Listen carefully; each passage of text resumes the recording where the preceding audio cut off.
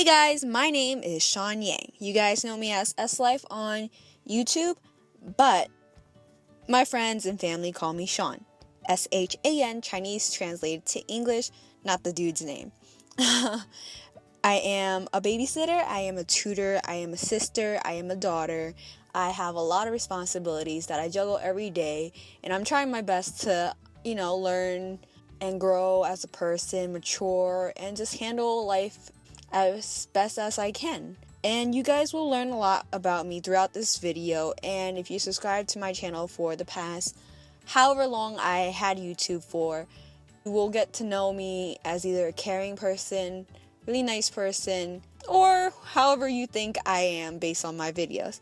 But yeah, we just develop relationships through my YouTube channel, and I hope this video helps you learn more about me.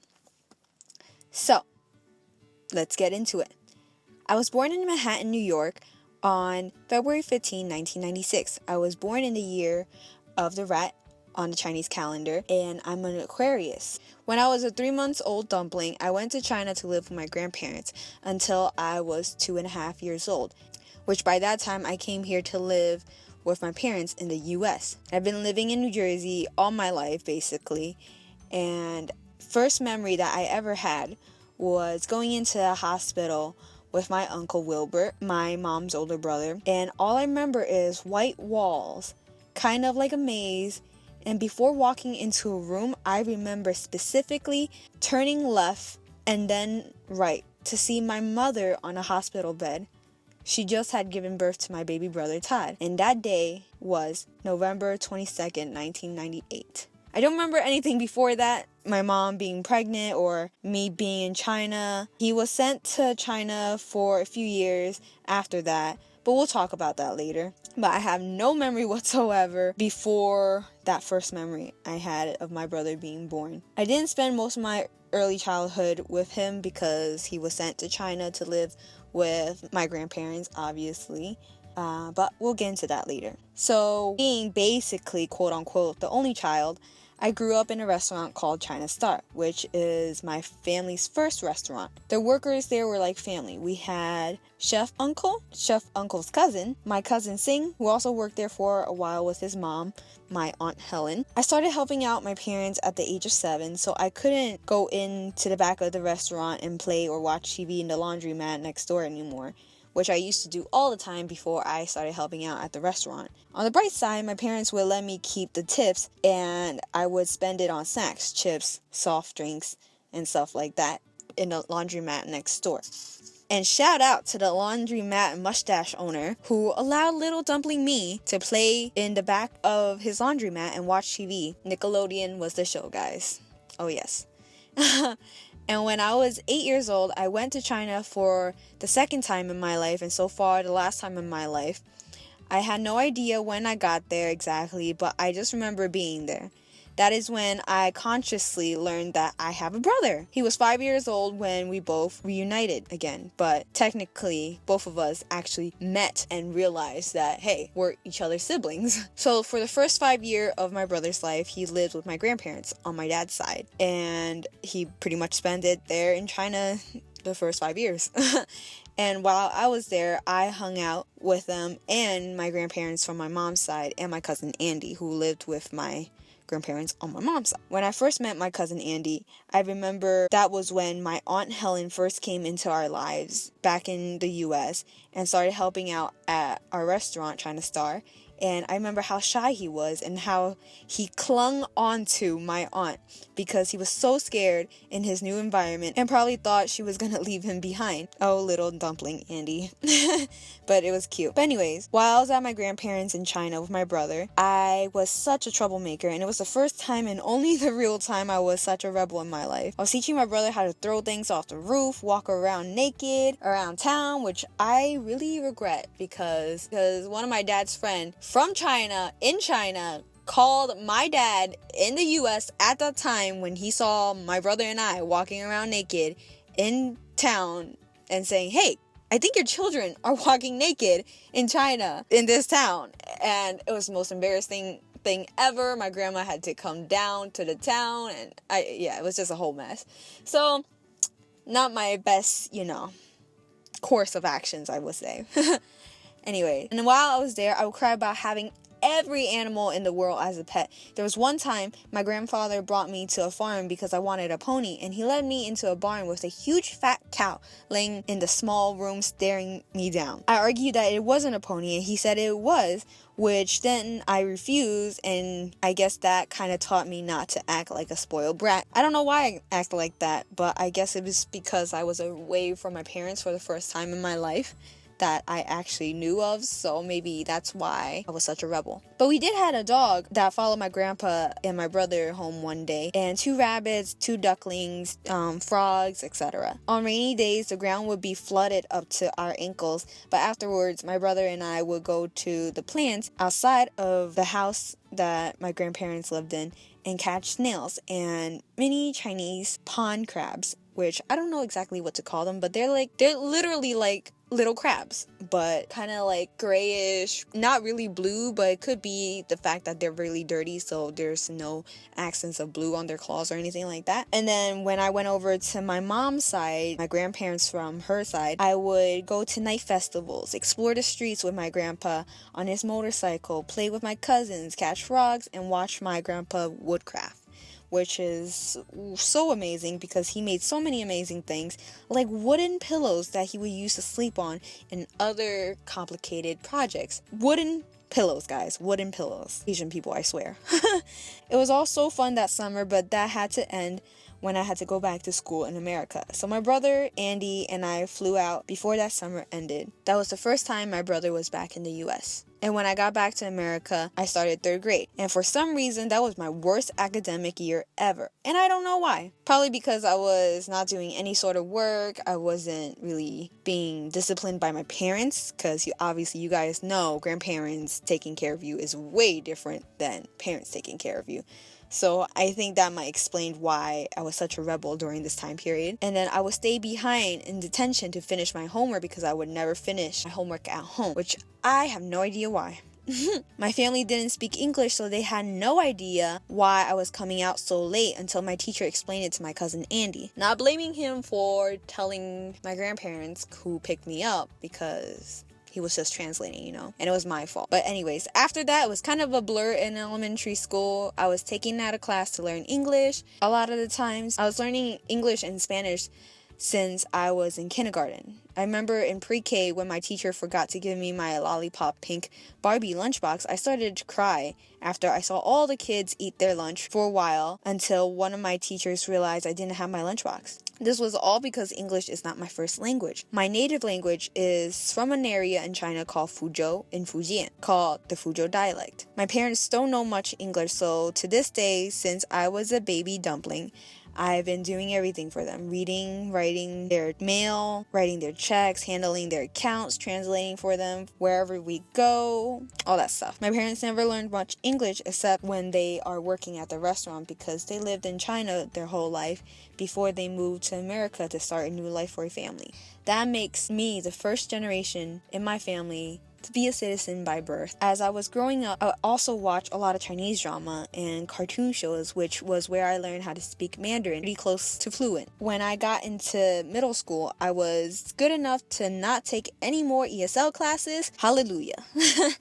And that was the year when I moved towns for the first time in my life ever. I was devastated. My whole life was in that town. My childhood best friends were there, but I had to leave them behind because the government decided to take our first restaurant to build an apartment complex, and my parents weren't compensated enough. They fought hard, but we lost the battle. They took our business, and my parents, was lost for a while. But just like anything in life, you have a choice to let the things that hurt you go and move on to better, or let it destroy you. When China Star was over, my parents tried to open a new restaurant in Chinatown in New York, but that didn't work out. But while we were trying, Chef Uncle came with us. He is a close family friend, and I really love him for how much he watched out for me as a child. But since that restaurant didn't work out, I rarely seen him over the years. That is when I moved to my current town that I live in today. We partnered with my cousin Jenny for a few years. It was a Japanese and Chinese dine-in restaurant, and it honestly felt less homey than China Star. But it's okay. because I did like it there too. For a while, my mom and dad would drive me and my brother to the school in our old town, but eventually that became a hassle, so we officially changed schools. That was when I met my friend Paulina and my friend Sarah. I was quickly accepted since I was a new girl, but I really only paid attention to this one girl who was my best friend. But she ended up being a backstabber, but you know, she's irrelevant now. And my next best friend, and I'm not gonna censor this, was a hoe because she flirted with my puppy loves and basically tried to go for every relationship that was in, which is a major no-no in the girls book, you know. But then I eventually became best friends with this girl named A, I'm gonna call her. She and I were inseparable. We would always hang out, talk about life, and confided all my secrets to her. And my parents accepted her with so much love. I learned a lot about her as a person, and for the first time in my life, I was constantly laughing because of how hilarious she was. We talked about our future together with our husbands and everything. But that friendship unfortunately came to an end. Freshman year, everyone followed me around. I was the glue to our group, as one of my other former friends at the time said. Eventually that became really suffocating for me because everyone wanted to hang out with me, but I realized I needed my own time as well. So the group grew smaller and smaller, and I only hung out with some of my friends from the group. But most of those friends I realized weren't good people, not people who put me first like I would put them first. So I moved on. During my sophomore year, I was with this guy who was my best friend at the time. He liked me on and off, but I was not really naturally attracted to him. But I said okay because I thought he would treat me well compared to the high school cool guys that I talked to. But that relationship was toxic. It eventually became too much for me to handle, so we both agreed to break it off. After sophomore year, I set myself down and set my life straight. I had to prepare myself for life now. I had to be independent. All I kept doing was rely on people who I thought would be in my life forever, but all of them ended up in betrayal, selfishness, and lies. And I figured, hey, it was time to find Sean and be alright with being me and being only with me. Junior year was the year I set foot on my journey to self-improvement. I made so many lists of what I want, goals, weaknesses to improve, things to get, etc. I needed money, so I babysat years prior to gaining experience, and I landed a job with the family I babysit for over 4 years now to this day, and they introduced me to their friends, and the cycle just went on. I also got a job on the weekend at a pet grooming place back then, but my boss wasn't good because she didn't have a lot of good intentions, so eventually I quit. When I had time, I also worked at my parents' restaurant, which we sold already, because my cousin did us very dirty with our Japanese and Chinese restaurant, so we ended up selling that. I was juggling 3 jobs, managed 3 sport teams, AP and honors classes, clubs, volunteer work, and more that I had very little time to sleep or eat. This was a period of time when I realized that I had a serious anxiety problem. I wasn't diagnosed or anything, but I knew what it was because I was hyperventilating a lot when I was severely triggered by stress. I was juggling a lot for a teenager, so obviously that would make sense. While my friends were out partying, living up their lives, and out doing illegal substances, I was the one who worked every day and focused on her life to make sure I will have a good future. All the things that I did and worked so hard for eventually paid off because I won a lot of awards and hit a lot of milestones that no one in my family has ever done before. I'm almost glad for all the sleepless nights of hard work and crying, pushing myself so hard, because it taught me no matter what, as long as you keep going for everything you want, something will do you good out of all of that. I've lost a lot of friends in high school and after high school, but I kept the most amazing ones who still connect with me to this day. Just to name a few: Fiona, Garnett, Lincoln, Manny, Sarah, and many others. Oh, I also reconnected with my childhood friends, Ashley and Brittany, after we all found each other on Facebook. After about 10 years of moving to different places, we all took a trip to PA one weekend last summer, and we really reconnected, explored waterfalls, went to shopping centers, and so many restaurants. It was amazing, and I really want to do it again. For the past few years, I've been studying hard, for the most part, at DeVry University, which I am so grateful for because of the opportunities it has allowed me to experience. What about YouTube? I started this channel in hopes of helping people as much as I can. Through my experience and connecting with you guys have been such a wonderstruck journey. You supported me no matter what, and I know I haven't been on YouTube much for at least a good year, and I guess this is a good time to explain to you why. Last year, I went through something very traumatizing. I got taken advantage of by my cousin's husband and almost got one of the most precious things that I held dear taken away from me.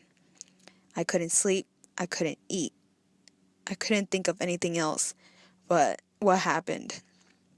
One night I was driving home to another job that I had at the time, and as I was driving, all I could think about was how wrong I was done.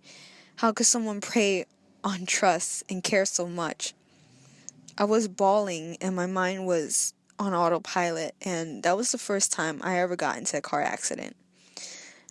I was okay, and so was everyone else, which I am so grateful to this day. And everyone was very understanding and nice.